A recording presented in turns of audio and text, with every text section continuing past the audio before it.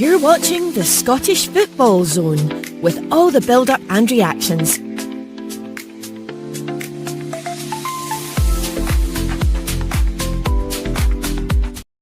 And don't adjust your TVs. It's not Emmerdale. It's not Coronation Street. It's me and Graham. We're here on the Scottish Football Zone. Graham, it's great to have you on to talk about this Scottish football scores at the weekend. Pleasure to be on as always, my man. I just wanted to start, Graham. Obviously, a big week for Scotland as well, but it was a big game for you guys yesterday at Time Capsule. Obviously, you went along to the match with your boy.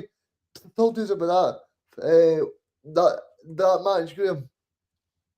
Yeah, it wasn't our best performance of the season. I thought we were a bit flat. I thought it was a very bold lineup, playing Shankland, Braga, Kizridis and Kabori, but it just didn't work. There was no real fluidity, no real balance to the team. I thought we started okay. We're on the front foot, had a couple of kind of half chances, nothing major. Then we get the goal, great strike from Kizridis, but it does hit off the post and off the goalkeeper. And at that point, you're thinking, right, we'll go and win this game quite comfortably. That didn't really happen. I thought United came back into the game after about half an hour. The goal they got was deserved. It's poor defender from us from a corner kick. Good header from Lucas Stevenson. We've got to do better. We changed that at half time. Made a couple of changes. Went to 4-4-2. Looked a little bit better, but didn't really create a lot. It's one of the few games this season that Hearts have lacked that bit of creativity. We only had 2 shots on target, which is very unlike us. United, of course, had a few goals disallowed. They were all correct.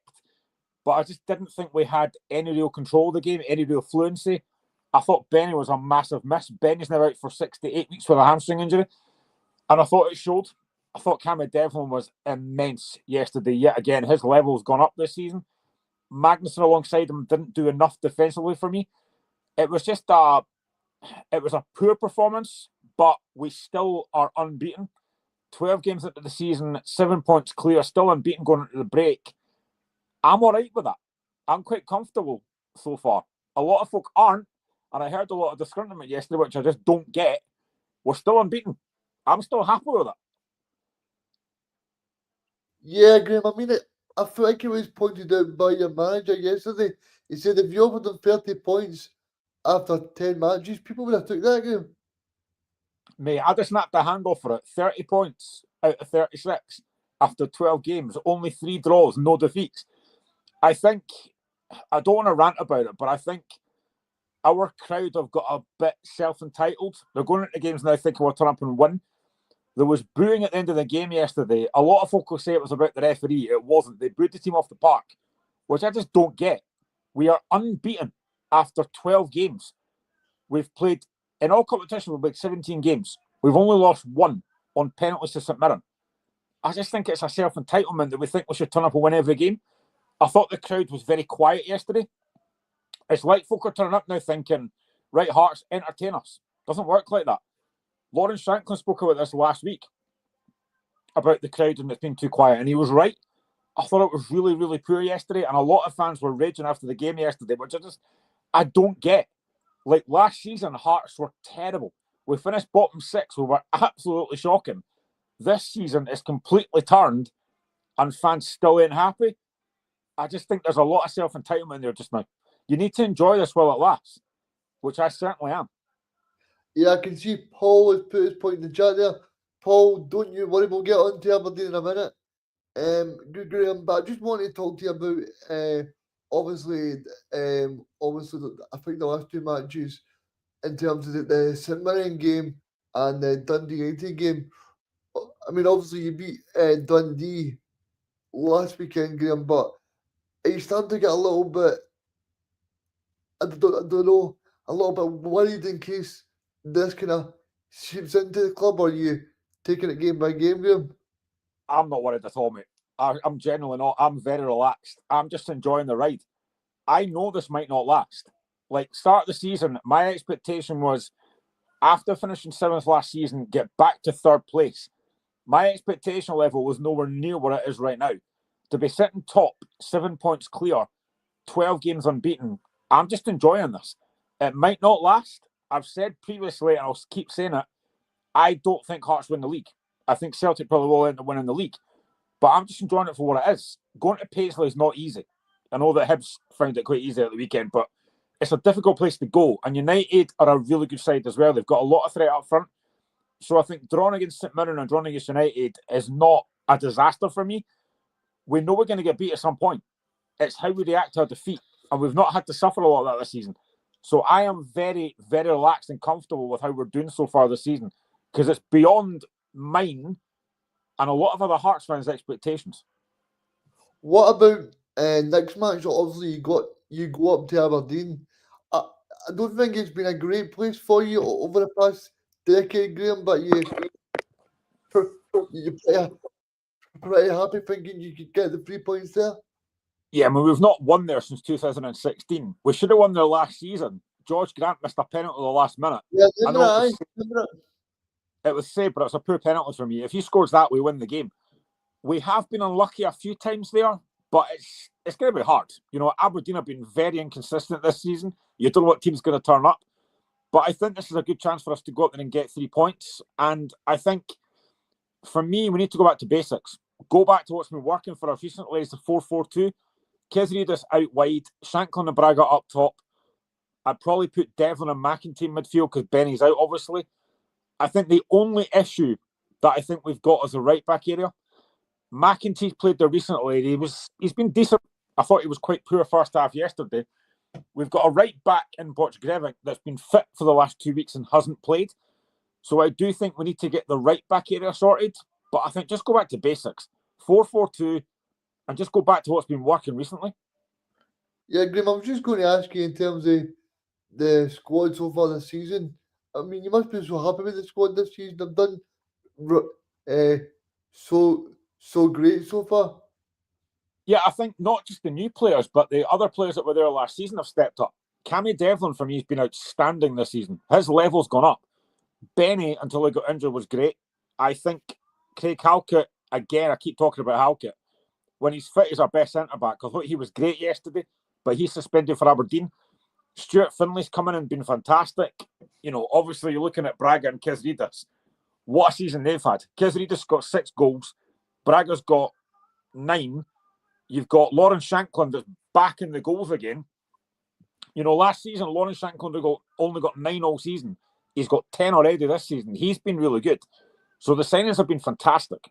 There's a few we've not seen yet. You know, Ajayi's been injured, our record signing. He's just back. You've got Kurjota's not really featured much yet. I think the goalkeeper, Swallow, he's been pretty steady. Going quite happy with him. So I think he made a very good save yesterday as well, Graham. Yeah, he's a really good goalkeeper. I wasn't sure how good he was because the first few games they played, he wasn't really tested. I think Paisley was his best game. He made a couple of great saves in Paisley. And yesterday, as much as I think United were decent, it's not like he had a lot of saves to make, but he looks very comfortable. You can see his experience. So yeah, I think the signing has been fantastic. But for me, the players that were there last season have raised their game this season, which I think they had to do. Yeah, I mean, I was asking you just before we came on air, and do you think like Craig will step in and be Scotland's number one over the next 2 matches, or? I think even though he's not played, I think he will, because as much as Scott Bain's been playing, are you going to really risk him in these crucial games when he's not really played at all for Scotland? I think it'll be Craig Gordon.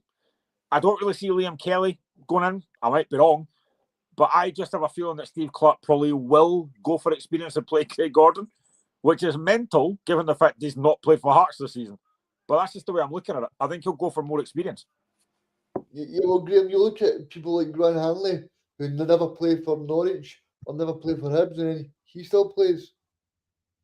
Yeah, I mean, we know that we talk about it all the time. Steve Clarke's got his favourites that he picks pretty much every international game, like Grant Hanley.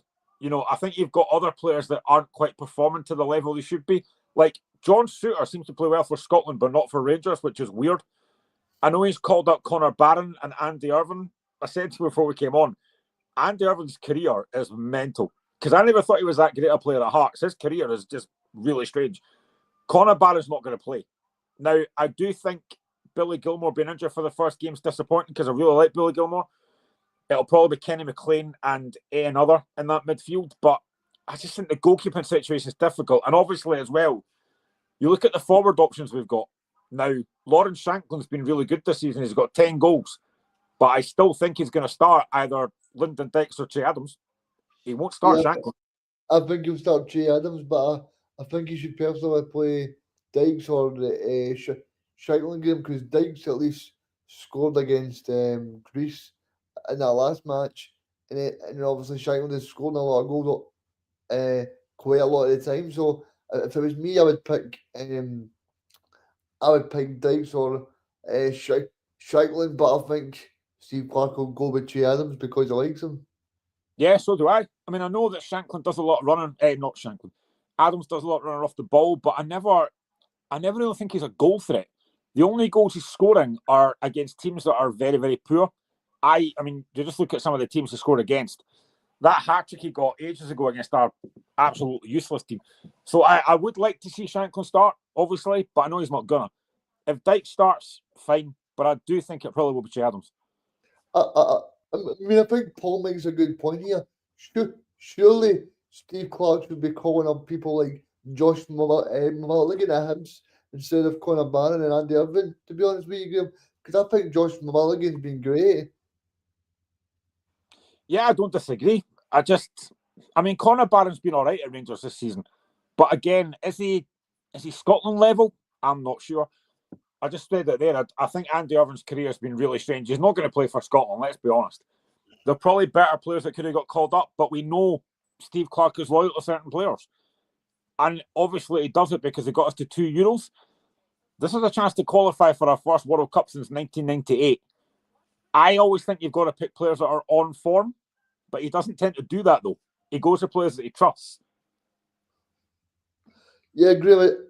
I mean, I just wanted to finally ask you about your club there, because I wasn't at the match. Is there anything else that you wanted to pick up on from the game? Not really. I think the job that Derek McInnes has done has been fantastic so far. You know, he's come in. There was a lot of fanfare about him, obviously, the way he left Kilmarnock and stuff, and how would he get on at Hearts. I think he's done fantastic. And every interview that he's done, a lot of managers say things just for clout. Everything that Derek McInnes has said after a game has been spot on. I've pretty much agreed with everything he said after every game. And I think he was right yesterday. We didn't deserve to win the game. We didn't do enough. I just think Derek McInnes has done such a fantastic job. And to be sitting top of the league is just a fantastic achievement. Will it continue? Maybe not. But as I said, the longer it goes, the more you start thinking, could something be in this? And again, I think January is massive, because we're going to have Chesnikov coming in, the guy from Kazakhstan. We may strengthen further. I think if we can get to January window, 1st of January, if we can get there still top, or even 1 or 2 points behind Celtic, I do think we'll strengthen our game. I do think we might chuck more money at it. Yeah, I mean, I just wanted to ask you, Graham, in terms of finally then, I mean, I think if you, well, like I said to you earlier, I mean, I think after 12 matches, 30 points, I think you've got to be very, very happy. I am, mate. There's a lot of Hearts fans not because of yesterday, but I am delighted with this. Like, I was sitting here last season, pulling my hair out after every game, going, this is terrible. We're bottom of the league. We can't win a game. Lawrence Shanklin's not scoring. I mean, the turnaround in a year is incredible. We've scored 29 goals this season. In all competitions, we've scored 46 goals. I mean, that is just unbelievable. The attacking threat we've got is fantastic. Yesterday wasn't our day, but we've still got so much attacking players and so much attacking threat that I do think we'll get better. And I think this break, actually, it's not a bad thing. It gives players a bit of a chance to rest, to get back to against Aberdeen, which is going to be a difficult game. This is not a bad thing for us, I don't think, to have a break at this time. Yeah, I mean, I think you're spot on, Graham. I mean, in terms of the actual other match that was on yesterday, Aberdeen against Motherwell, what do you make of that game? Aberdeen are just such a weird team this season. They're so inconsistent. I watched them against Hibs a couple of weeks ago, and I thought they were lucky to get away with a 2-1 defeat. I thought Hibs could have won that game by quite a few. They've got a lot of decent players. I don't know what their plan is. I don't know what their game plan is. They've had such an inconsistent season. I think Motherwell, I've said it before, I think Motherwell's probably one of the best teams I've seen at Tynecastle outside Celtic and Rangers. They play some great football. They just don't pick enough wins. Looking at the highlights, I thought they were probably unfortunate not to win the game yesterday. But I mean, Aberdeen, I just don't know. I don't know what it is about them. Like last season, they started like Hearts did, and then just went completely downhill. And I don't think they've really picked up since then. I know they won the Scottish Cup, but their league form over the last few months has been absolutely horrendous. I do still think, I don't know why, I do still think they'll finish top 6, but I don't think they'll finish in the top 4 from what I've seen so far. Yeah, I mean, it's great to get Paul's points of view in there. So, Paul, please make sure you drop us a few lines in there and tell us what you thought about yesterday's match. I mean, if you look back at Aberdeen, obviously, I'm looking at the manager, Graham, and I think if he gets beat off Hearts, I think there's got to be questions asked about him because there's so many times this year where you I think you would fully expect them to win. But saying that, they went away to obviously Park where they got their 3 points for the first time in about 6 years. So I think if you're thinking about it, I think Aberdeen are doing okay at the moment, but you would expect them to beat teams like Falkirk as well because they got beat by Falkirk, they got beat by Motherwell as well. So I think it'll be interesting because I don't think Jeremy Tellini's got too long. Yeah, I mean, I've heard that recently about is Jeremy Tillini under pressure. I think he probably does have credit in the bank for winning the cup last season, but it only gets you so far. You've got to start picking up points in the league. I mean, they did get that really creditable draw in Larnaca. I thought they were pretty decent. I mean, that's a Larnaca team that beat Crystal Palace. So they're obviously a decent team. To get their first point in the Conference League is decent. But they're very inconsistent. You don't know what team's going to turn up for Aberdeen. They do have a lot of decent players in their team. But they can't seem to put a run of wins together. You know, they need to start winning games. Hopefully not against Hearts. They can start winning after that. But I think Tillin probably does get a bit more time. You know, you said if they lose to Hearts, they might be under a bit more pressure, but I'm not sure. I think the board will give them a bit more time, but they've got to start picking up more wins because it's not been good enough. Yeah, I mean, I think in terms of Motherwell, what are you thinking about them? I did see today, Graham, that their manager has been linked with a move back to his former team in Norwich as well. I mean, I think Motherwell play some fantastic football. You know, to come in and to take that Motherwell team and play the way that he does, passing it from the back, you are going to get caught. You know, if you play a high line, you are going to get caught. But I love the way they play. As I said, they came to Tynecastle, they dominated us for an hour. Should have won that game quite comfortably, but they're not great defensively. As we saw against St Mirren in that League Cup game when they got beat 4-1, that could have been a lot worse. They play some fantastic football. They just don't pick up enough wins. If you don't keep clean sheets, you don't give yourself a chance. So I think maybe he might need to change the style a little bit to get more results. But I think you can't disagree. The football they're playing has been absolutely outstanding. They're getting a lot of credit for it, but credit doesn't get you wins. You've got to start getting wins on the board. I think they've got some fantastic players. I really like that Elijah Just. He looks fantastic. I think the guy Longello's pretty decent. They've got obviously Elliot Watt, who's been pretty decent. Stamatopoulos up front. But they just concede far too many goals. And it's great to be finally joined by Robbie. Thank you for joining us, Robbie. No bother, had some technical difficulties there, but got them sorted. How we doing? Aye, doing well. We're just talking about Motherwell against Aberdeen. Yeah. Aye. I think Motherwell tried the best Trent Alexander-Arnold to Devil Corrigan I've ever seen. It's a good point. Yeah, I think it's a good point for both teams, and I know you guys there were talking about the sort of Jimmy Tillin pressure and stuff like that. I don't think he's under huge amounts of pressure. I think, as Graham said, I mean, the one factor will definitely buy him sometimes the cup win under Aberdeen, but you know, as I think Graham alluded to, you've got to start picking up wins eventually, and if they don't, then they will start to really fall under pressure. Okay, then, Robin, I'll ask you this question then. See, in the table this season, whereabouts do you expect Aberdeen board and Aberdeen fans, do you think they want a top 6 finish, or do you think they want top 4, or where do you think they want to be? I think the expectation, certainly for the fans, will be top 4. I don't think I'm too far stretched in saying that Aberdeen fans always hold their club to a high standard, and rightly so, by the way. There's got some really, really good players in there. The board, I'm not so sure. I think if you're a club, you recognise how hard the league is this year. There's a lot of good teams, a lot of quality. So I think if you're the board, it's maybe a different story. Maybe top 6 you'd be happy with the board, but they definitely can't afford to be any lower than that. Robbie, obviously, I watched Motherwell against Hearts, and you watched them against your team in the cup. I just think Motherwell, as much as they play great football, they leave themselves open quite a bit, especially to counter-attack. It's great having a style of football, and they've taken a lot of credit for it. But I just think at times watching Motherwell, they are far too open and a little bit too easy to play against at times.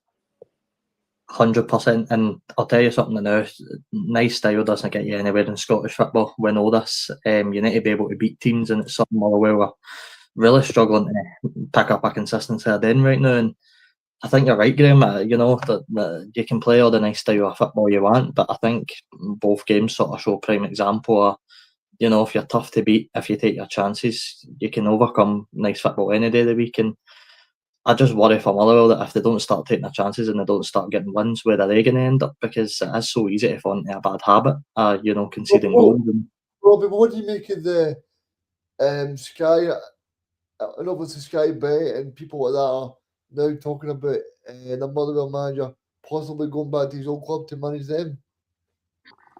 I'd be surprised if Jens was already sort of on the block to leave.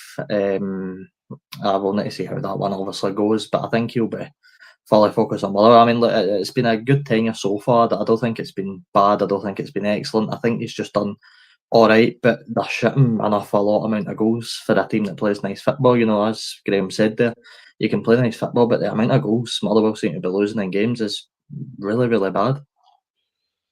Yeah, I just want to finally talk about this in terms of Motherwell. See, Motherwell, what do you think the expectation is for Motherwell this season? Because I think that, as you both have said there, they play some nice football, but I think at the end of the day, the Motherwell fans were looking for possibly top 6.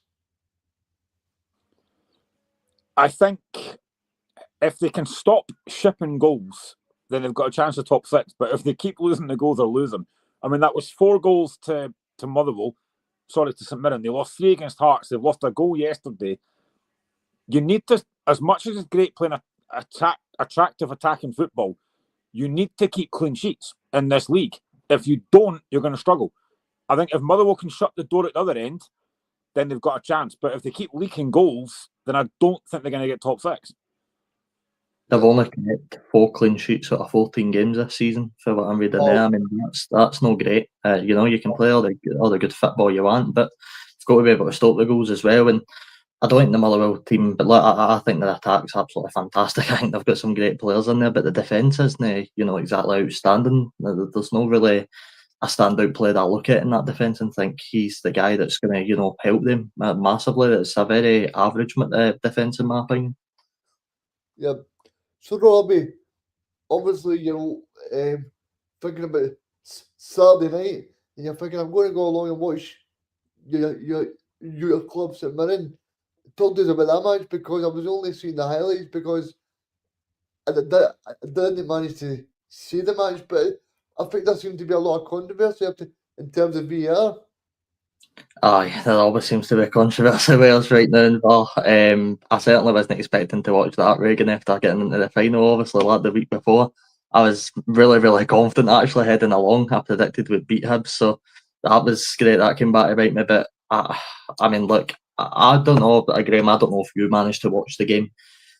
I don't get right now the sort of media and everybody saying how good Hibs won the night. I really didn't think either team were good, and that's me trying to be as unbiased as possible. I thought we certainly won the good. We were absolutely awful for the full 90. I thought Hibs, they had spells where they looked alright, but I didn't think Hibs were world beaters on the night, to be honest with you. I thought they came Paisley, they got stuck in, they did what they had to do, and at the end of the day, they got the win. 3 for me, really preventable goals as well that we lost. I'm really starting to miss Alex Gogic and Mark O'Hara in that team. We need them back as soon as possible. But I honestly, guys, as much as it is a big win for David Gray, it is a big win for Hibs, I didn't think they played all that well. I think what Hibs were was clinical. They took their chances. But again, I mean, I really don't want to do this, but honestly, the officials is getting worse. I've said this so many times. I mean, that goal that St Mirren scored, obviously, I said at the time about the Hearts game, I said at the time that third goal should not have been disallowed for Freckleton. But again, that goal that St Mirren scored, what did they draw the lines with? Crayon? I mean, all you've got to do is listen to Michael Stewart. He was raging about that. Honestly, what are they drawing these lines with? Because you couldn't really tell if that was on or offside. I just think that the officials, I keep talking about the standard of officials, and I could go on a rant about the English one, but I'm not going to do that. But the standard of officials this season, I actually think has got worse. This is as bad as I've seen it. Every single week, I am seeing horrendous decisions. And again, I will say it, every team is going to get decisions go for them and against them. But it's every week. And every week you're going to have, or every month, whatever it is, when Willie Collum does a review show, you're going to have him saying, that was a mistake, that was an error. Why are we still making errors? Why is it still happening every single week? You've got the technology, but as I keep going back to the same point I've made so many times before, it is the officials. It's an official in a VAR room. It's an official on the football pitch. It is every single week. And Willie Collum again, I'm sure, in his next thing will come out and say, that's a poor decision. When does it end? Where's the... Keep talking about accountability. Where is it? Because it is every single week. I can't wait to get another apology letter after SFA this week for that decision. We've already had one. We got one against Hearts. We've scored 6 goals at St Mirren Park in like the last 5 games, and only 2 of them have counted. So that's a really interesting stat to read. But it is just really, really frustrating at this point. And look, for me, that's obviously a big problem in the game, right? And I think the officials do need to do a lot better, but you know what it is for me, right? It's VAR in general. It kills the love for the game. It does. A perfect example is Paisley at the weekend. I stand up to celebrate twice in that game, and St Mirren don't even score a goal in the end. Like, to me, that just ruins everything football is. Like, I'm meant to be able to go along and enjoy my night, and instead I'm celebrating twice, and then they're getting chopped off. Like, to me, that's everything that's wrong with VAR. The officials are just no good enough to use that right now, and all that. And there's a lot of mistakes, but for me, it's just killing football. It really is. It's just taking the love out of it. It's making you know what to celebrate. I mean, when that second goal went in, I was very cautious that it was going to be offside. To be honest with you, I didn't even really celebrate too much because you just know in the back of your head. And then, of course, when Hibs score, they'll check the VAR for 5 minutes and then point to the spot and give them the goal because that's just the way football works. But seriously, it does just really kill the love, and I think there's a lot of fan reaction online, certainly for what I've seen with us. Some fans don't even want to pay money to go and watch this because they don't want to sit with us at games, and to be honest, I can't even blame them. Do you know what I really hate? And it's a bugbear of mine, and it has been for a while. See this whole delaying the flag. Now, I get it if it's really tight, but see when it's really, really obvious that it's offside, get the flag up. It really frustrates me. It happened a couple of times at Tynecastle yesterday where it was pretty clear from where I was it was offside. And the linesman raised his flag about 10 minutes later. Then it goes to VAR. It's like, you don't need VAR to check that. It was clearly offside. It does my head in when they do that. It's just, it really just ruins football. It's as simple as that. And if we are going to keep VAR, then we need to get better at officiating and using it. And I don't know how that happens, to be honest with you. I think that's the one thing I will say. But, I think we're very easy to come out and blame refs and go, oh, we should punish them by deducting their wages or not paying them at all. And I get that. Look, punishment does need to be made. It happens in every workplace if you're not doing a good job. But how do we actually improve it? That's a question I'd ask people. How do we actively get better at using this? That I think there's always, and I think now especially with the reaction that you're seeing for referees and officials online and what fans think of them. I mean, what fan out there, what person grows up going to want to be a referee and go and manage VAR? I mean, who's going to want to take that? Because I certainly wouldn't. If I was training to be a referee, I'd look at that and look at some of the mistakes and go, I don't want to be a part of that. I don't want Marion being flung out there if I make one wrong move, you know what I mean? So it's going to be a tough challenge. I mean, Robbie, that's one of the big benefits of me getting access to the party official matches in the Scottish lower tier, Robbie, is because I think I was watching that party official match that party official scored, but I mean, they scored a lot of goals last week, and as soon as that goal goes in, you can celebrate, you can write down notes, you can do whatever, and you don't need to think, oh, here we go. You know, it's totally it's a totally different mindset, to be honest with you, because I think see, because I go to Celtic Park as well, and you kind of sit through and you go, is that going to be a goal? You know, I'm able to write down this note because Celtic going to score here. But then you actually see when you go to party festival, it's totally different. That must be a breath of fresh air for these lovely clubs like St Johnstone, like Alistair, a good friend of the show. He must absolutely love going to games without VAR because it must just be so refreshing. You know, it really is that thing. For me, the one that hits the nail on the head is just not being able to celebrate properly. Like, just not being able to go to the football and properly cheer a goal because it could get chopped off in a matter of minutes. And even when it does get chopped off, our officials are pointing to the wrong places. I don't know if they caught that with the first goal we scored. The referee pointed to the centre circle as if to go, it's a goal, and then went, nah, changed my mind and put his horn up in there, which just leaves us really confused as well. See, if you as well look at yesterday, Celtic Kilmarnock, Don Robertson booked Daizen Maeda when the Kilmarnock player dived. And it was pretty clear that he dived, and he booked Maeda. It's like, what are you doing? Like, these officials are absolutely useless. Like, obviously, I was at the game yesterday, and this did not cost us, by the way, at all. I'm not saying it did. But John Beaton yesterday was absolutely horrific. He did not let that game flow. He was given fouls for stuff that weren't fouls. He was given fouls, for example, I'm just going to say this, he would give a foul for United that he then wouldn't give for Hearts for exactly the same thing. He was just so inconsistent. And I don't like talking about referees, but when it gets brought up, I have to say it, because I thought John Beaton yesterday was absolutely brutal. And he's one of the worst. I can name numerous ones, but he's one of the worst. Yeah, I mean, I think that point you made there, remember the Daizen Maeda one where he gets booked for diving. I mean, it's just crazy. It was mental. I watched it back earlier today and I was still laughing at it. It's like, how does he get booked for that? That's mental. Aye, it's like I think genuinely we could spend hours and hours talking about referees and officiating, but just talking about the St Mirren Hibs game, for David Gray's point of view, guys, that's a really, really big win. That's a statement. I spoke to a few Hibs fans. They were concerned with the mentality of Hibs, you know, especially taking on us, considering the fact we've not won quite a while. They've now got that done. They're sitting in third. I know when we were on the show last week, we were talking about potential David Gray. Well, some fans wanted them out. They're now sitting third in the league. They look very, very comfortable. It's safe to say, guys, I don't think that's the case anymore. No, I don't think it is, Robbie. And I think in terms of like in this season, I think they'll be just aiming to finish third. I would even go as far to say that I think the only reason that David Gray is getting potential stick is because of the team at Tynecastle doing so well. It'd probably be the team at Celtic and Rangers, because the opposite team is doing so well. Maybe they're putting a bit more pressure on their team to do well.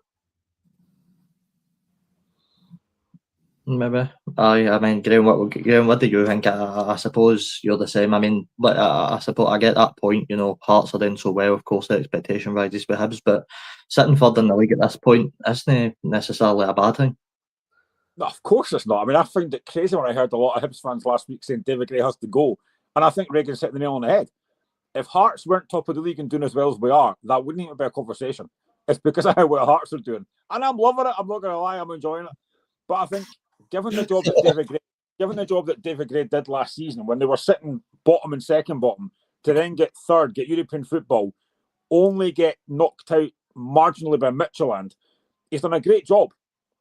This season, maybe they've not been fantastic, but they're still sitting third. It's been a very good season for Hibs, but it is because of how Hearts are doing. That's the only reason that folk are saying David Gray out. If it wasn't for that, they wouldn't be complaining. And I think that's a good point you make, Graham, in terms of, look how close they got against Midtjylland. Don't forget that great goal that Bowie scored against Midtjylland. What a goal. Mm-hmm. And then Midtjylland are top of the Europa. Bowie, who, by the way, I thought on Saturday night, I didn't think he done too much, to be honest with you. I didn't think he was up to much. He's maybe taking a wee dip in form, but I'm sure he'll be back. He's a really talented player. You can see it in the guy. Next up for both teams, Hibs will play Dundee at home. We don't need to talk about who St Mirren will job. We play Celtic, which will be a really, really fun time after we're conceding 3 to Hibs and no scoring. For Hibs, first of all, that's got to be a game that you're looking at for Hibs and probably expecting them to win. Stephen Presley is really, really a weird team to watch this season. That they've had a couple of results, but we can get that, Robbie, but I just think Stephen Presley, I think he's close to the chopping block, to be honest with you, because to drop Simon Murray in a game against Rangers is crazy for me. He's your best goal scorer. To drop him for that game, why are you dropping your best player for a game against Rangers? That's just crazy. Nah, I clearly think he's some kind of Stephen Marino or something in the dugout, you know what I mean? Trying to make a master class against Rangers. But Regan, I suppose you'll be feeling or probably really confident coming to Paisley. I suppose it will still be a really tough game, and it's something that we need to bounce back from. I'm sure we'll be fine, but Celtic are, you're scoring goals. Johnny Kenny looks like he's really turned it on right now. I don't know what Marlon O'Neill's done, Robbie, apart from probably say a few home truths and try and bring in some self-belief into the players, Robbie, but I don't actually know what he's done because maybe Brendan Rodgers was just, maybe it was just too much for the players to deal with in terms of the board not spending money and then Brendan being unhappy. Maybe Brendan's mood was kind of being sad on the players, and maybe that's what it is, Robbie. But I think St Mirren will be a very hard game, Robbie. I think it will be extremely hard because both clubs are obviously Celtic and St Mirren are going to be on the 2 weeks of not playing, so I think both squads will be going away in an international duty and then they'll be headed back. So I think after the international break, the most important thing for both clubs is just to get 3 points. But I think Celtic are playing well. One of the guys that I want to talk about the name is Johnny Kenny. I see no future. I see no future for him. There was talk about in the summer that he was possibly going to go to Motherwell, but I think Johnny Kenny's actually done really well. Aye, there was talks he was coming to St Mirren as well, which breaks my heart now looking at how well he's getting on. But I think he's a fantastic player. I said it before the season started, Reagan. I think a lot of people are very quick to write players off, especially when Kenny's been about at Celtic. It's always hard to break in. But let's be honest, guys, the fortunes went in his favour this time, and he's managed to get his way into the starting 11 when.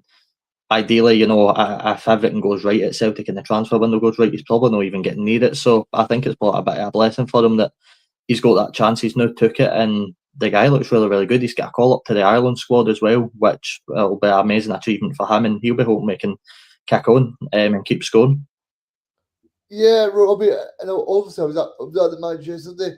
Like Graham was saying, I thought Dom Robinson was terrible for both teams yesterday. He just slowed the game down. He was. And the big thing for me is, I think Celtic were breaking through, and then he decides to blow the whistle. Same with Kilmarnock, they're breaking through and goal, and then he blows the whistle. Well, it's just crazy for me, Robbie. Reagan, I just wanted to ask you. I heard a couple of comments a couple of days ago from a few journalists saying that Balikwisha looks horrendous. What's been your thoughts on him so far? Because he's not really done a lot so far. No, he didn't play. He didn't play at all yesterday. Martin O'Neill decided to bring on Yang instead of Balikwisha. That tells you all you need to know. But I'm just hoping that Yang has seen his misses, because the last time she was there for St Mirren, she might be there for St Mirren this time. But I think Balikwisha is a bit difficult because he played a great ball for Maeda for Celtic to beat Motherwell. But I think in the matches I've seen, he's sort of flattered.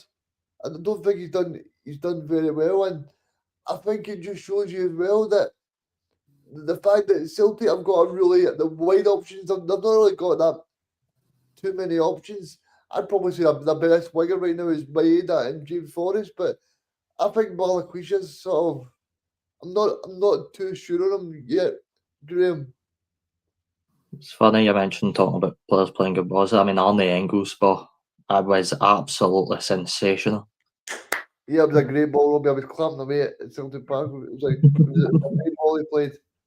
And I'm actually very happy for Maeda, because I don't know about you guys, but I just felt possibly under Brendan Rodgers, it was kind of do well in a wee bit, but he started to started to do very well. I thought he looked back to his best against Rangers in that cup game. I thought he looked a lot sharper. I mean, I said this on Thursday last week. A massive blow losing Callum Osmond, who I think the couple of times I've seen him has looked very bright. He's only young. Getting that injury is brutal for him. Yeah, I feel like it is brutal, but see, one of the talking points I wanted to talk to you guys about yesterday. I mean, I just felt like Celtic moved the ball a lot quicker. I don't know if you guys noticed that against Rangers, but they just moved the ball a lot quicker under Martin as well. I was going to say, right, the perfect example for me, and I know Callum McGregor's done it for a few times, particularly last season for distance, but in that cup semi-final, in that moment, if that's under Brendan Rodgers, I don't think Callum McGregor's hitting that for them. I think he's taking the pass. And I think what Martin O'Neill's done is he's came in and just said, boys, just go out and be creative, go and show what you've got, go and show your ability, and it really makes a difference. I mean, you're seeing the best of some of the Celtic players now. I think you guys are right. I think Daizer Maeda really has looked a lot sharper. I think he probably needed that goal against Kilmarnock as well. And it is a mental what a difference can make when you're asked to go out and show what you've got instead of playing set instructions. I think that was Regan probably Brendan's biggest issue. I think he was too maybe stuck in his ways of what he wanted to do in his system, and it really let a few of the players down. And to put Dave Murray into that cold in the time capsule, that was the final straw for Brendan Rodgers, and he said something like, "Oh, I mean, to put Dave Murray, it was so that because Skills was a right footer and Dave Murray was a left footer. I mean, Trusty's been great if he come back in, and to have Trusty nowhere near the squad, and then for Trusty to come back in as soon as Martin O'Neill is back in manager, it's just crazy." Here's a question. Is Stuart Kettle under pressure? Yes, because he's not. I don't think he's a fan's favourite, and I don't think he really helps himself as well. That's nothing to, and I think as well, him not being a fan's favourite, obviously he can't do anything about that. He can only try what he's got, and I just think overall, I look at Kilmarnock right now, and especially in the attacking areas of the pitch, and them day up there really seems to be cutting it. Marcus Dackers, for what I'm hearing for Kelly fans, is just really not cutting it right now at this level. Anderson's not even really doing it that much, to be honest with you. See, Dackers, is that the big guy that's number 9? Is he number 9 for Kilmarnock now? I think so, aye. Because he came on about 10 minutes to go yesterday, and he was some size of guy. Oh. Yeah, aye, he's a really, really big guy. They're missing the laddie Daniels. He looks a real threat. Aye. Daniels is obviously a very confident player as well. I remember his pre-match interview that Sky done with him before the Celtic game, and he was speaking really, really confidently that he, was showing no fear. So I think they'll obviously be missing that. But I'd say Kettlewell probably is under pressure now. In relegation trouble this season? Yeah, I think so. I think it's between them and probably David Martindale's team because obviously it was a big point they got in the last minute for a great header from Danny Wilson, but I just feel like I think those two clubs will be fighting it out for me. I think you're pulling it to fling Dundee into the mix as well. It does as well. We're going to talk about them, but But it's like, sorry, Robbie, I just think personally that Dundee will get better. I think see once they get a new manager in, I think they'll be fine. But I just hope Stephen Presley's not watching because I'm saying once they get a new manager, they'll be fine. But I hope he's not watching. no, Stephen. Sorry, Stephen. Stephen's on the tactics ball looking at Craig Levine's Scotland highlights, trying to work out how he's going to beat Hibs in 2 weeks. This is the show for him, according to Stephen Presley.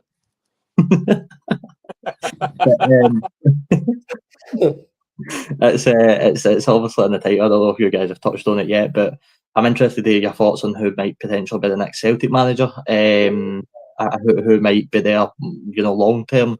Obviously, for what I'm led to believe, Martin O'Neill was in Paisley on Saturday night watching the St Mirren Hibs game. So obviously he's got a bit of interest there. Is there a chance that he's maybe going to stay on for the long term? To be honest with you, I hope he stays on until the end of the season, because if you look at these players I think the supporters are really buying into him as well, Robbie. And I think as well, see, especially when you've got board problems with Celtic at the moment, and you've got obviously things going on in the background. I think it's perfect. Fair play to Celtic. I think they've played a masterstroke here. Reagan, I've not been on, obviously, for a few weeks. I just wanted to ask you, I've not a chance to ask you, that statement that Dermot Desmond made about Brendan Rodgers absolutely hammered him. What was your thoughts on that? Do you think a lot of what Dermot Desmond said was right? Because it better be, because if it's not, he could get sued. I think it was crazy. I don't know why he said it. I mean, obviously he spoke to lawyers before he said it, but I just think it's crazy saying that about Brendan Rodgers. But I think I don't think anything surprises you in football, Graham. But I was really, especially because Brendan Rodgers and Dermot Desmond, both of them have got a really kind of a friendship there. Brendan Rodgers says that Dermot Desmond brought him back to Celtic. So I was just really surprised that he would basically throw Brendan Rodgers on the throw him under the bus, basically. The only way to settle this now is to put Dermot Desmond and Brendan Rodgers in a Hell in a Cell match. Because, I mean, wow, Dermot Desmond really went for him, man. Like, I've never seen a statement quite like that in my life. And I was just, I think I read it a few times there, and I just sort of stared at it like, what am I actually reading here? Like, this doesn't seem like it's a manager that's just left a football club. See, because there's so many things in TikTok now, and you see them kind of AI. Sometimes you think, is it actually a real statement? Is it fake or whatever? He started off all right. He was like, "Thank you to Brendan for all your hard work," and then just went absolutely crazy. I've never seen anything like Robbie. I've never seen anything like it. The statement just got progressively worse every single time you read it. It's mental. I know, it's crazy. I accidentally clicked the realism button on ChatGPT. That's why it went so deep on him. But it's such an interesting conversation. If you had to pick then, Reagan, if Nutson's available to you right now, but you've got the option to keep O'Neill to the end of the season, what option do you want right now? I'm going Knutson. I think he's a good manager. I think he's proved that at Bodo Glint. He got them to a European final. But I think the big thing that me and Alex were arguing on Friday night, Robbie, I don't know if you tuned in, but I think Alex was quite, but he was backing Farewell and saying that's a kind of model that clubs are going down, bringing all the players and that. And if you look at Knutson as well, he kind of brings in his players as well. So I don't think the Celtic board would really buy into something like that. So I think if it was, see if he wants to be appointed, I think it'd be great. But I don't think it's going to be him. Is Maloney not doing most of the coaching though? Sean Maloney doing most of the coaching? Sean Maloney and Mark Fodringham, passing, moving, and tempo, and everything else he says. But I think I've seen a few TikToks of him. Robbie seems to be quite an infectious kind of guy. Oh, he's got some of the best interviews I think I've ever watched, to be honest with you. The way he speaks is certainly something. But I think that is an interesting point. I said it on the show a few weeks ago that I think if Celtic hadn't lost to Hearts, I still think Rodgers would have been out the door, because I think that was just down to, him and the board boiling air finally. Have you And not I think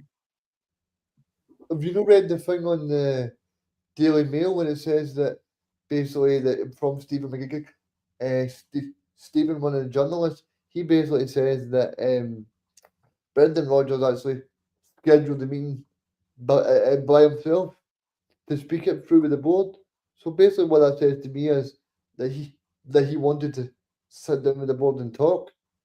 Aye, So, and that, again, I think if Celtic had beaten Hearts that day, I still think Rodgers would have left, and I think what would have happened in that situation is Maloney would have been appointed first team manager instead of Martin O'Neill. I think Martin O'Neill came back only to please the fans in that situation, because if Maloney get announced on his end to the fans at a time where Celtic had just lost to Hearts, there would have been sharks up at Celtic Park again. yeah, I mean, well, as you see in terms of like the next manager, I mean, over the past 2 hours since we've been talking, Celtic have been linked by a guy from the American football as well, Robbie. I think that's right. Say that one again, sorry, mate. I think they've been linked with somebody from America, Celtic. I forgot his name. I did read that earlier, but I'm not too sure. But that's quite an interesting call. I don't think players do care about stats, to be honest with you. I think that's probably the last thing on their mind. At the end of the day, I think you're seeing a prime example right now at Celtic.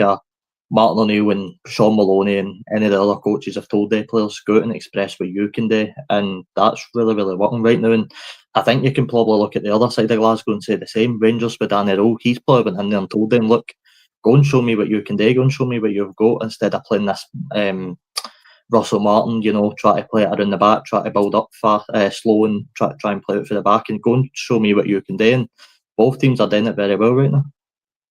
Aye, Robbie, I just want to finally ask you, see like that American guy coming in, right? See, in terms of that, do you actually feel like it's possibly a risk, but is it possibly a risk worth taking because of the success we had in Postecoglou for Australia, or do you think that the risk could really backfire? Because I think it could be a bad thing, especially because if you look at it, I think Celtic fans are really in favour of what Martin and Sean Maloney right now. So I think that if they then bring in a guy from America, then he needs to win matches right away. Aye, that is the problem. It is such a huge risk right now, no matter who Celtic appoint. It doesn't matter if it's Nutson, if it's Maloney next season, if it's O'Neill. To the end of the season, every managerial appointment right now needs to be right. It doesn't matter who it is. You could go and fling £5 million at Jurgen Klopp, as I seen somebody say on a podcast, and I just sort of laughed to myself. Charlie McGrew. Aye, Charlie McGrew. Aye, and if you've done that, even that's a risk, no matter who it is. That every managerial appointment right now needs to be right for Celtic, and I think that's why they are taking the time. And I don't think that I'm going to be honest with you. Obviously, we don't know, but I don't imagine right now, with the way Martin O'Neill and Sean Maloney's gone at Celtic, the backroom team are in any rush to find a new manager. I think they're perfectly happy right now, saying, right, Martin, do you want to stay on for a wee bit longer? And, we'll see how things go. And he's doing a really good job. If you're Martin O'Neill, you must be thinking, what is happening here? 2 weeks ago, he was sat in the Talk Sport studio thinking about, I'm talking about Hearts winning the league. A few hours later, he's appointed as Celtic manager. He's managed Celtic against Rangers in a cup game. He's managing Midtjylland. He's 73. This must be absolutely crazy for him to go back to Celtic and still be managing. On his Celtic trackies as well, by the way, which I find baffling when you're managing a club like Celtic. Like, that guy's bouncing about in Celtic trackies. Like, that's mental to me. Brilliant, aye. Really good. Because I've actually never found the fascination with like Rangers managers or Scotland managers need to wear a suit. I don't think you need to wear a suit. Well, listen, my FM26 managers shorts and t-shirt every single place they go. It doesn't matter where you're. But No, we'll move on to Stephen Marino and Dundee as they were defeated 3-0 by Rangers. Interesting game. I think it's safe to say in the league anyway, guys, Danny Rowe's done a good job at turning that around. He definitely has, Robbie. I mean, he's done really well. He's got 3 wins out of 3. He's got 3 wins that Russell Martin wasn't able to get. And I think that's a big positive for Rangers fans. And I think the big thing for the Rangers fans as well is I think Danny Rowe's actually quite doing things well, because if you look at it, you see that over celebrating with the fans. I think he's just read the room and went, right, all these fans are booing Russell Martin because he's no like explaining to the fans, he's no talking to the press properly, he's no wearing a suit or whatever. They So scored what a winner. Regan, they scored a winner versus Livingston. They ran down the tunnel. He didn't even go to celebrate. That's how toxic it got. I know it's crazy. I mean, and I think Danny Rowe's just kind of reading the room and just saying, right, what can I do to try and get these supporters onto to be on my side of the room, because I think Rangers can be quite a toxic place, but see if they manage to pick up 3 points. I think that's all people will talk about.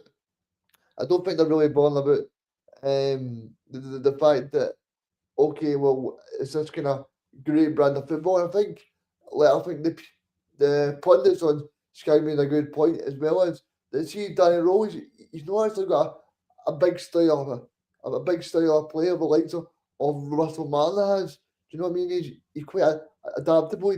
See, as long as he's getting the 3 points, I think that's the most important thing for him.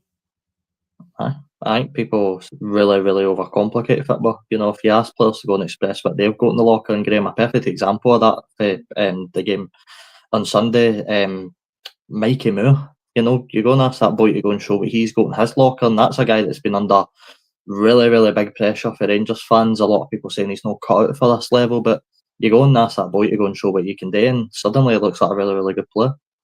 Yeah, I mean, a lot of Rangers fans were saying, why is Finlay Curtis not getting a chance? A homegrown player, but Mikey Moore is. And I think Mikey Moore's got a lot of ability. I've seen it with Tottenham before. He's got a lot of ability. But I think what you've got with Danny Rowe is he's a man manager. Russell Martin was not a man manager. And I think you've got players now playing for Danny Rowe. He's not doing anything for a man manager. I mean, Russell Martin turned the players away. Absolutely. You know, Danny Rowe's not doing anything fantastic. He's just saying to players, like you said, mate, go and express yourself, go show what you can do. And they're doing that. It's like the shack has been taken off. It's like players now think, right, I've got a bit of freedom now to go and do what I want. And Danny Rowe's giving them that. It's not particularly fantastic football, but it's just simple. It's back to basics. Go and do what you're good at, and you're getting results. It's like you said, Robbie, football's not complicated. I think sometimes managers overcomplicate things and try and do difficult things. You don't need to. Just keep things simple.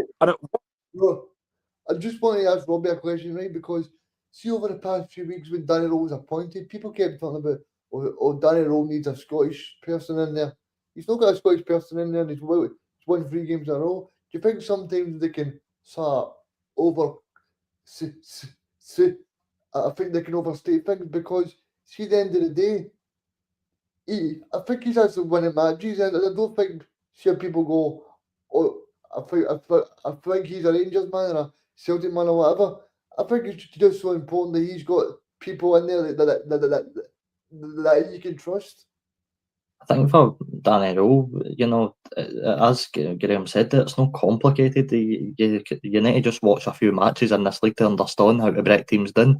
Rangers have got the quality to do that. They've got players. I know we've had this discussion before whether the players are good enough or no, and there's still a lot of question around some of the players. But if you go out and tell a team to express themselves, they're going to do it, and they're going to do it well in this league. And you know, they've found a way to break Dundee down. Again, Stephen Marino with his tactics board, try to play without Simon Murray, try to play some sort of 5-5-0 formation to try and break Rangers down. You don't need to complicate the game. Get a coach in there that knows what it means to be a Rangers manager. That's, for me, what I don't think Russell Martin got. I don't think he knew how to be a Rangers manager. You've just put a guy in there that knows what it's about. He's done it enough at Sheffield Wednesday. He's had a lot of good experience elsewhere.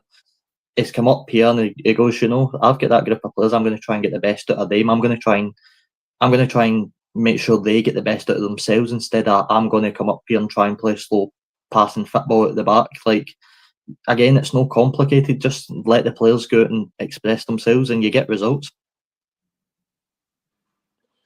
I mean, I think in terms of like Rangers, I think see, as long as Rangers win at the end of the day, that's the most important thing to the fans. I don't think the fans are caring about a style of play game.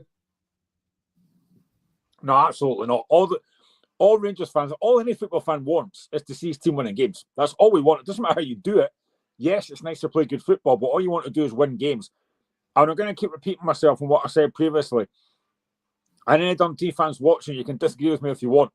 But I said at the time, Stephen Presley was a horrific appointment. And I'm not going to say an opinion on that. He's a terrible manager. All you've got to do is look at the stats. I know they beat Celtic a few weeks ago. Celtic were pretty poor. But Dundee are awful. They came to Tynecastle last week and they were dreadful. And I said they'd get beat yesterday. I'm not surprised. Stephen Presley is not a good manager. And this is only going to end one way, and it'll be him getting sacked because he's a terrible manager. Yeah, and it just, I think, no disrespect to Stephen Presley. I hope he is watching. I hope he subscribes to the Scottish Football Zone because it is the best place to be in Scottish football, Robbie. But I mean, I think it is time for Stephen Presley to go, to be honest with you. I would have flung him out the door a few weeks ago, to be honest with you. I wouldn't even hired him in the first place. It's a baffling appointment to me, especially when you consider who they had in the door before Stephen Presley and Doherty. I mean, that's a wild appointment, and you can say whatever you want about how Doherty's getting on now and the way things are going at County, but to me, Doherty's a much better manager than Presley will ever be. And it's no disrespect to him. And it's, again, you sort of have that wee part inside here that goes, I feel bad because he's only getting in there to do a job. He's been asked to try his best, and he is, but ultimately he's not good enough, and he will end up getting Dundee relegated if they keep him in the door. And Graham's right. I think if you're a Dundee fan, I think the board have got to realise I'd sack him now while you've still got the chance. Yep, I totally agree.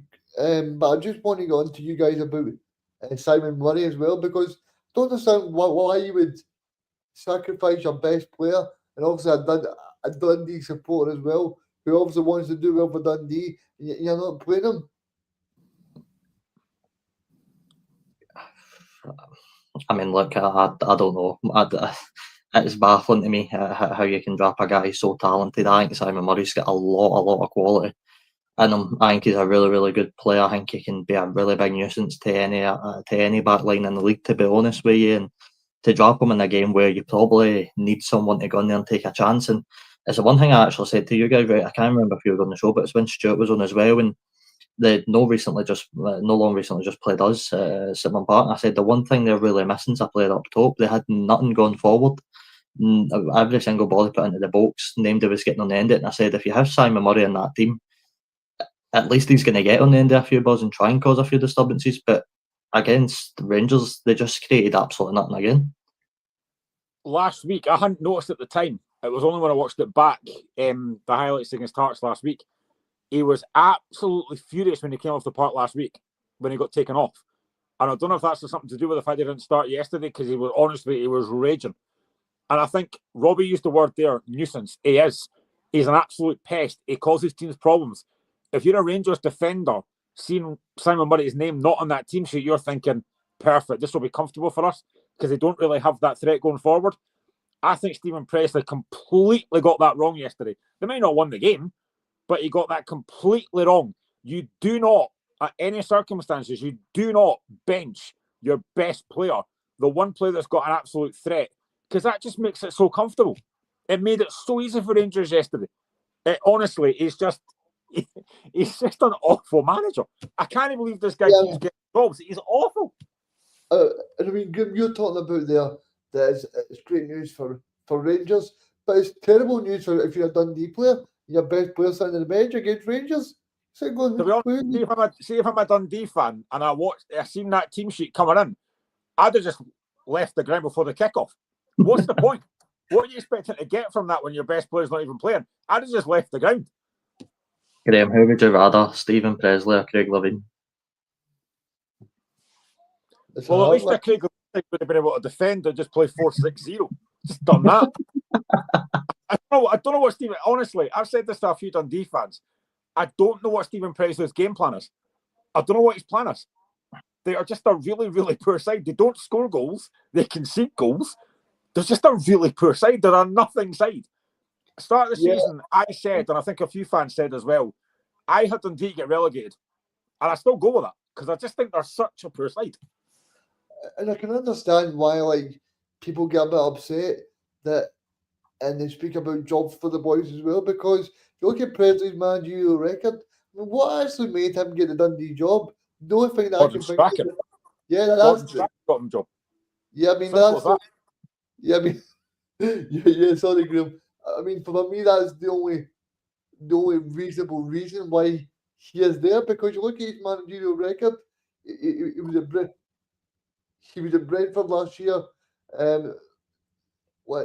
Doing some sort of coaching role there, but he's not managed for a very long time. I wouldn't And let you Stephen probably- Presley manage a celebrity five-a-side team. That's how bad he is as a manager. I tell you what, see if you're Dundee out at sea at that time, obviously it's hindsight's a lovely thing, but looking back, I think I'd rather, if I was a Dundee fan, just taking a sort of taking an approach to maybe a lower league manager in Scotland, you know, just taking a chance on somebody down there, and you're probably getting better results at this point, to be honest with you. I'm not just saying this because I go and see them. I mean, you look at someone like Partick Thistle who are playing great football at the minute, and you look at their manager who's trying to play a great brand of football, and then you look at even people, Scott Brown as well. Scott Brown's doing okay. I think Scott Brown would do a better job than Stephen Presley. Do you know what got me last week? Obviously, I was delighted because Hearts won. But Dundee set up with a five-man defence. They played a 5-4-1, right? Which is fine. They're entitled to do that. When they went 1-0 down, they kept the shape. Fine. No issue with that. 2-0 down, still kept the shape. 3-0 down, still kept the shape. It's like, what were you expecting to get out of that game? Honestly, what are you doing with that?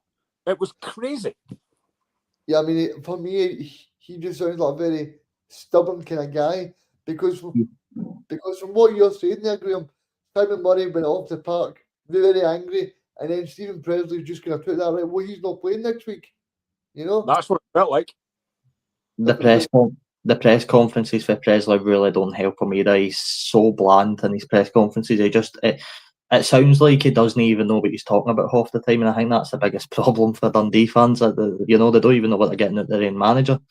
And, you can't afford to have fallouts with your best players. Simon Murray is, for me, the best player at Dundee. And, you can't afford to have him missing out of games. He's a really big, crucial part of what Dundee will need if they want to try and stay up. I think that's a great point you made, Robert. See, a manager can buy a bit of time if he's a good talker. Well, I'm not talking about Michael Beale, because Michael Beale could talk. He could talk a lot of rubbish, right? And so could Russell Martin. But you need a good talker like a Martin O'Neill, a Scott Brown, somebody that actually knows the game. Stephen Robinson. If you tell us it's Stephen Robinson talks about a really good match. So, and you just sit there and go, Stephen Presley spoke yesterday, and I think he just spoke a lot of things that supporters I genuinely don't think the supporters can really buy into what he's saying. I said earlier, Danny Rowe looks like a man manager. Stephen Presley's not a man manager at all. He's got no man management skills at all. I mean, I kind of, his first press conference he did when he said, if you want a manager to win stuff, that's not me. I get where he's coming from. I get where he's coming from in terms of manager roles, but you don't say it publicly. What are you doing with that? See, Dundee supporters, I mean, they want to do what Robbie's doing and going to Hampton. They don't want to have a manager that comes in and goes, if you want to appoint a manager that can get you to a final, don't appoint me. Like, what? There is ways to say things in press and interviews, and I think Robinson always hits the nail on the head, and that's just speaking from experience. I think he's very open and honest that, he says at the start of every season, look, the realistic game is we're most likely not going to win the league. I think that's a better way to put it, instead of just coming out and saying, I don't win you trophies, I'm just there to try and keep you up, that shows no confidence right for the start. And to me, he's not a manager. He's really no. Stephen Presley just. I think he would. I'm not being bad here, but I don't think he would really motivate you. I mean, see if you said to us, right, lads. I think 3 years are going to play for Dundee Saturday. I don't think he'd really be a kind of a motivational speaker kind of guy. To be fair, who wants to go and play in Dundee? Let's be honest. Sorry, Dundee. Can they motivate me to go to the toilet? Honestly, he's just not great at all. But I think that's another result that, to me, you've just got to sack him now. But I suppose on the flip side of that, what I'd ask is, who do you go for at this point if you're Dundee? Who you sack him, right? Say the Murray's at the door the tomorrow morning. Who do Dundee approach next with this international bit? You know, who are they sort of looking at? Russell Martin's out of job. I think he's an actual step for Scott Brown. Possibly, maybe. No, I was going to say someone there, but I don't think I genuinely believe it myself. But I think I would go for Scott Brown if I was in charge of Dundee. No, it's not a bad shout, actually. That's a decent shout. I mean, whether Scott would want to, I'd assume he probably would want to make the step up of the Premiership, but whether he wants to keep building a no, I'm not sure. Like, you've always got Levine on sacked in the morning if you want to go at him, you know. So it's pretty similar to Stephen Presley. You'll not get much difference, to be fair. But that's the only good thing done is doing that show. But it was a good win for Rangers. Danny Rowe looks like he's turned the league form around. What do you guys think's next for Rangers? It's interesting because they're obviously out of the League Cup. You'd call them a long shot and getting close to the league now, although there's still a lot of time left, so maybe they could. But is it going to be now? Do you think the fans are expecting a Scottish Cup at least a good chance at it? Aye, and I think the fans will want to chip away at that with trying to get closer to Celtic first, because I don't think they'll be getting closer to Hearts, to be honest with you, because I think that in terms of Rangers, it's just about closing that gap first to Celtic. Well, I think if you say to Danny Rowe though that you've got a 5-point deficit from Celtic after all the trouble that Rangers have been through, I think he would have took that, because I think that at the end of the day, I think there's still a very long season to go. There's a long time to go. Graham, obviously, another factor there. They're probably, the likelihood is they might not get out of the Europa League league phase now. I'm not too sure where they're sitting points wise exactly, but they've lost quite a few games. I think Danny Rowe just be focused right now, as Reagan said, on getting the league form fully switched around, which it already looks like it pretty much is. Yeah, I think he has to. They're out of the Europa League. They've not got a point. They're bottom of the league. 36 teams on that, and they're bottom of it. They're not going to get out of that. It's not his fault, obviously. I think you just need to focus on the league. There's a lot of games left to play. Of course there is. I heard a Rangers fan on a phone a couple of days ago saying that he still thinks Rangers will win the league and Hearts are insignificant. Oh, really? Insignificant, are we? Where are we sitting? Where are you sitting? Now, I think they've still got a chance of finishing at least third.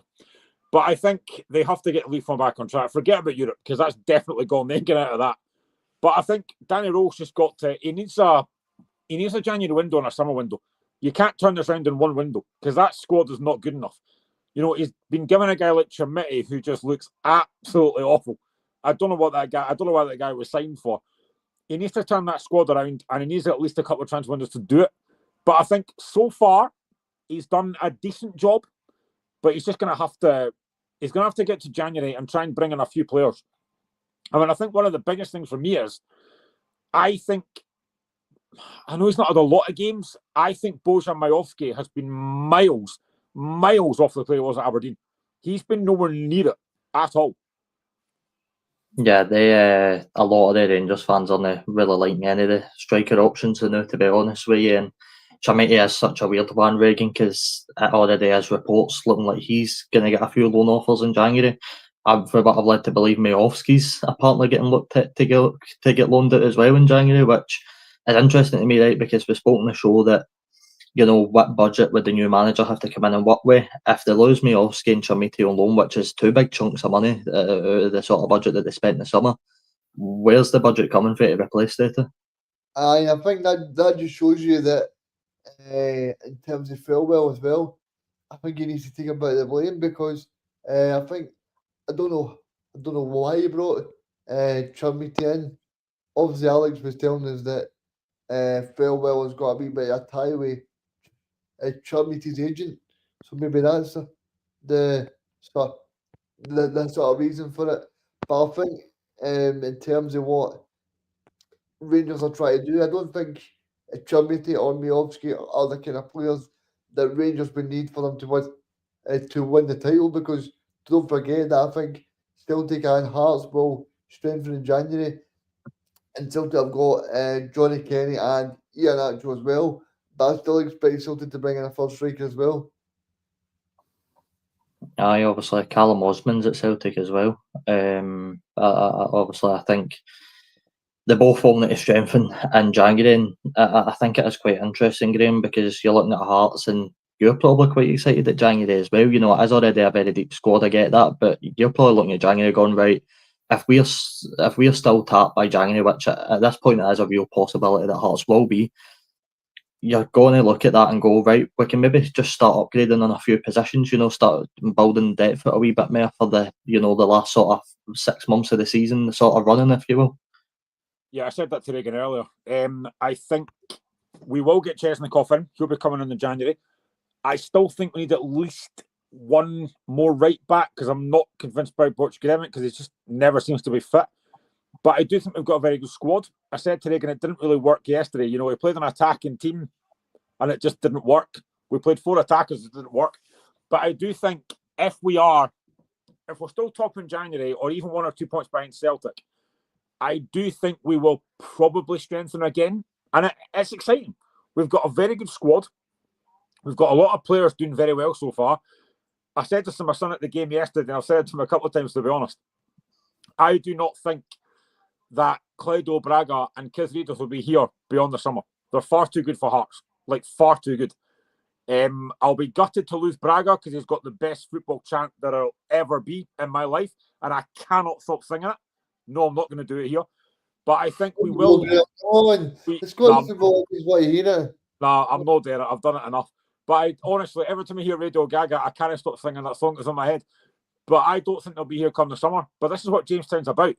It's about signing players for very low money that you've never heard of, selling for a profit, and then going again. We've got to remember, this is Tony Bloom's first season at Hearts, and we're sitting top. I think we're going to get better, personally. So I am excited for January. I think we'll strengthen again. We've still not really seen much of a Gio yet, a record signing. He came on yesterday, didn't do a lot. But it is exciting. It is very, very exciting. And I think I want to ask you guys as well, actually, about this, because I've had a few folk asking me this. I know that whenever Celtic Rangers don't do well, it is always about them. Now, Hearts have done well so far this season. But has the standard, because Hearts are top of the league, and I'm not just saying this if it was Hearts, if it was Hibs, Aberdeen, whoever, has the standard got worse this season because Hearts are top? I don't think it has. No, I think the standard of Rangers and Celtic has got worse because of the player recruitment. But I think the rest of the league's been really good. I think in terms of the 2 Edinburgh clubs are doing really well. I think Motherwell are doing well. I think St Mirren have got a really good team. So I think the rest of the league is doing really well, because if you look at it, I think when teams go to Tynecastle, they go to St Mirren. I think all these places are very hard to go to. Aye, I'd agree. I think a lot of Rangers and Celtic fans don't think there's any issue right enough, but a lot of them out there do say that the standard has decreased in Scottish football, and I completely disagree with that. You're not even looking at the top end of the pitch. I think at the table, I think the whole league's get stronger. I think you're now looking at a genuine case where there's a few teams that could get relegated. It's really anybody's game for the top 6 at this point, and we're still yet to really see who the top 4's, the really big standouts are. And then you've obviously got the leagues. So to me, guys, this is probably the strongest league we've had in probably quite a few years. Definitely. Yeah, I would agree. Completely agree. But And I think, sorry, Robbie, I'm just going to say, I think it's a great benefit to the league as well that Tony Bloom and obviously the Bournemouth guys come in at Hibs as well. I think it's a great thing for the league that these teams are doing well. aye, it'll make a more competitive league. I know we've just signed a partnership with a company as well that's Nice. it's not really like Jamestown, but as it's like a really, I think it's a lowered version. I'd need to do some proper research into what it actually is. That I think is going to. Poundland. Aye, Poundland Jamestown. But I think they will help us with our development and scouting and stuff, which obviously helps clubs like us as well. It is such a tight league. I love it. It genuinely is so close. I mean, you know, you're looking at just a few points swing in between positions. Really changes the way the table looks, and it's so exciting. Obviously, guys, unless there's anything else you just want to touch on, there is a big international break coming up now. Obviously, Scotland are in action away to Greece and at home to Denmark. First of all, on the sort of Greece game, I know we'll sort of be on the show properly previewing this on the Saturday before the game, but how is the excitement levels feeling? Because we always say for Scotland guys that, you know, recently it's maybe felt a bit flat, you know, they've maybe not had as much confidence. As we say goodbye to Graham, by the way, thank you so much for coming on, Graham. But Reagan, we always sort of, you know, say the last few international breaks, it's maybe felt a bit flat, it's maybe felt a bit deflated, you know, we've not really been up for it. Now, for me, the time's come where I'm really excited for these two games, and I'm also really nervous for them as well because they're absolutely massive for the future of Scotland. I mean, if you just look at it, I mean, I said to Graham earlier, I think these games are absolutely massive. I think the most important thing for us in Saturday is we get a point out of the game, and then we can go into that Denmark game and we can win it because I think these are massive for the future of the club.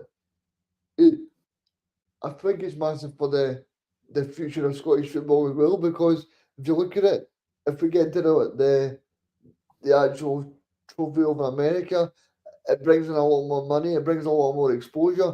People want to be involved in Scottish football, and I think that then helps us as well because I mean, of the local club, I think there's some great Scottish players that are in Scotland just now, but I don't think there's a lot of players that are young at the moment that are really showing us what they can do. I think there's possibly one or two, and maybe St Mirren and Rugby Park as well, but apart from that, you're really looking and thinking, hopefully there's more players that are able to step up. Aye, well, in this week's edition of Steve Clark Hate Watch on Mandron, there was obviously a couple of changes to the Scotland national team. I'm just currently trying to find what they are because I completely went out my head, to be honest with you. Reagan, it is so interesting. Aye, so the change, so the changes, Robbie. Sorry, he's took out Robbie McCrory and he's brought in Andy Irvine and he's also took out I think it's Miller as well. He's got injured. So I think the thing I said to Graham earlier in the show about an hour ago, I said that I just feel like the big thing for me is the right back slot in the park because you look at the right back slot just now, Tony Ralston. I think Tony Ralston's okay for a backup sort of option, but I don't know if he's really going to do as well for these next two matches. Aye, I've got this squad. I remember what point I was going to make. So, aye, as it's Miller and McCrory out and Irvine and Barron come in. But for me, Reagan, just based on what I watched on Saturday, it is really poor that Mulligan's not got into that squad. To me, he is a man that is probably the best Scottish player in the Premiership right now. That man is on fire and he's putting in amazing performances every single week. And he's a player that I'd love to see in the Scotland squad. And I don't know about you, but to me, it's a bit disrespectful that he's not getting. To be honest with you, I think it is, Robbie, because I think in terms of Barron, I think Barron's done okay, but I think Josh Mulligan he's scoring goals, he's creating goals, and he's doing everything possible. And I think he's a bit disheartening as well. Aye, definitely. And if I can just ask you one more question, I know time's running out. What is your thoughts on the new Scotland home shirt? I'll let you go first. I think he's a belter, Robbie. I think he's a bit expensive, but I think he's a belter, to be honest with you. Aye, I'd agree with that. I think it's a belter as well. Aye, Robbie, so I don't know if you're going to be on Saturday, but have you got a prediction, mate? Aye, I'll give my prediction just in case I'm not ready on Saturday. I'm mega confident that we'll get to Greece and win, so I'm going to go Scotland 2, Greece 0. Oh, I'll go Scotland 1, Greece 1. Oh, all right. That'll be close. I'll be biting my nails. I'll have no nails left. And then I'll say Scotland 2, Denmark 0. Oh, I'll go Scotland 1, Denmark 0. Oh, that'll be close. Proper biting nail stuff. I know will be if it's 1-0, because if Denmark get a wee equaliser, they're going to go through on obviously scoring more than Scotland. Aye, and I'll tell you this now. The player who scored a goal that will send us to the World Cup will be Grant Hanley. After all the stick, all the months on this show we've spent gone after that man saying he shouldn't be in the team anyway, he will score the goal that takes us to America. I can guarantee it. Yeah, I mean, I think you could be spot on, because, like, obviously Grant Hanley's a great servant in Scotland. He does really well, but I just don't think he's of the quality. But if he gets us to the World Cup, we'll be getting a Grant Hanley tattoo. No, don't actually take that as true, because if I do see that live on air, then I might actually need to get it. But it is funny because Grant Hanley played superb against us on Saturday night. I was really impressed watching him. So maybe he will be the player that gets us to the World Cup. I hope so. So you might actually be better, Robbie, because obviously he's playing more often. He wasn't playing. That was the whole point. Aye, that's why I'm so frustrated with Lyndon Dykes getting in there Mandron. I'm not letting that one go. I will never let that go. Mandron should have been in for Lyndon Dykes in that squad, because he's simply playing more football. That's why they should be in his own better form. He's playing more football. He's scoring more goals. No, Robbie, I totally agree with you. And Robbie, thank you for joining us. We've been on now for a 90-minute show. So thank you everybody that's been watching. It's been a 90-minute show. It's been great to be on, and thank you to Graeme as well for joining me. And we'll see you all again on Saturday night when Scotland take on Greece. Aye, and there goes the full-time whistle. You're watching the Scottish Football Zone with all the build-up and reactions.